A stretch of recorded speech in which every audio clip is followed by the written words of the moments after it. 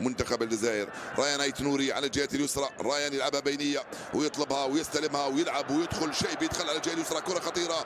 لاعبي رواقين ايضا يتمتعان بالمهارات والفنيات مع توغاي ايت نوري في المراوغه، هايله منه ايت. بقي عناصر منتخب تنزانيا في منطقتهم يعني غالقين شويه المنافذ، ما فيش مساحات بالنسبه للجزائريين. لقطه كانت رائعه من ريان المنتخب الجزائري. عنده الكره الان، يرجع لايت نوري وفارس. ايت نوري محاول يحتفظ بالكره، فارس شيبي يستلم.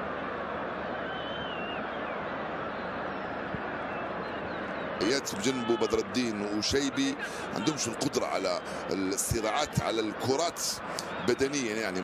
هايله منه ولكن الحكم يصفر خطا. تعرف اذا نقدر نقول عن الحكم بانه فيه بعض الصافرات،